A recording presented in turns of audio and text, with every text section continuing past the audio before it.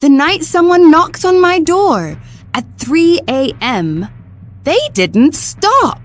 Not once. Not even for a second. Just the slow, steady knocking. Like they knew I was awake. Like they knew I was listening. I checked my phone.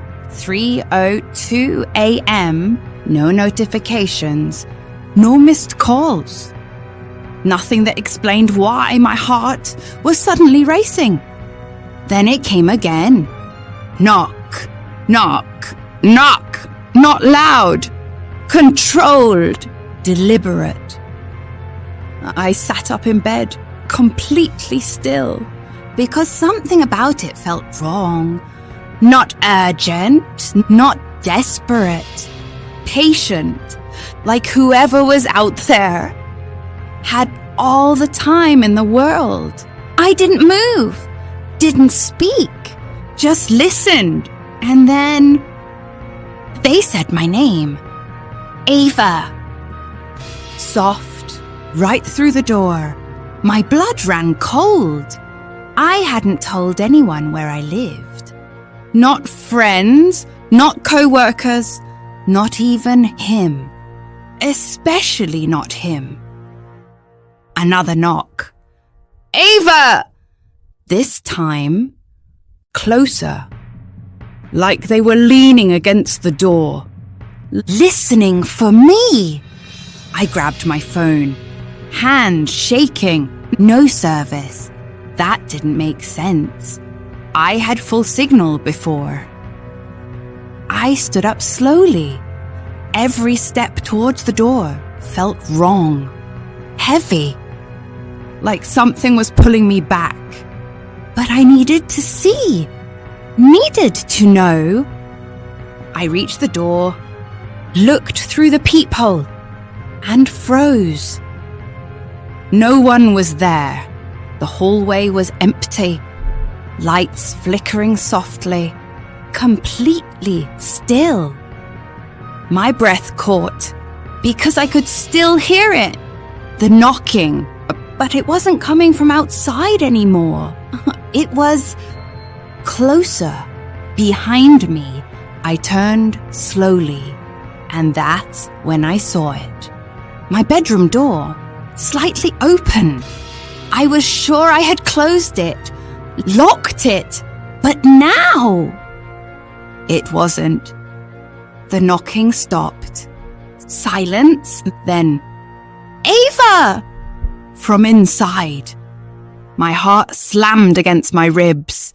Every instinct screamed to run, but I couldn't move. Because I knew something. Something I hadn't realized until that moment. The voice. It wasn't unfamiliar. It wasn't a stranger. It sounded like me.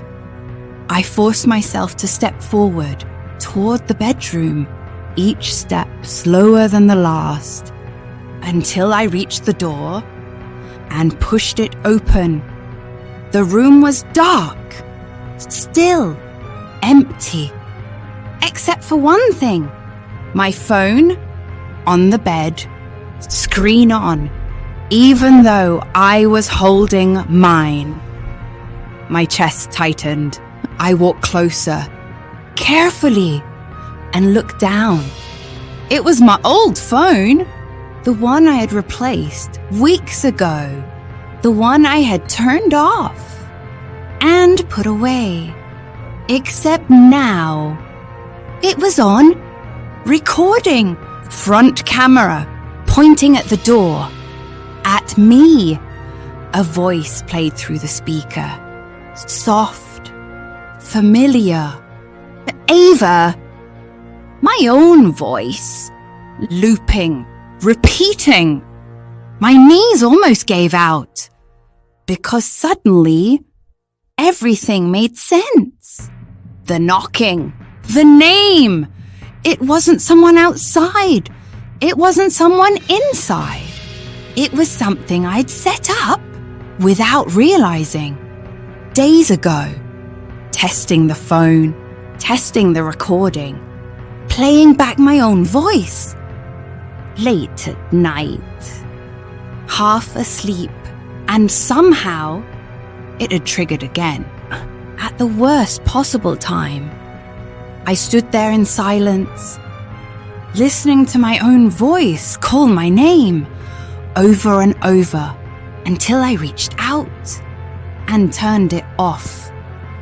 The apartment fell quiet again, still, normal, but something had changed because now I knew.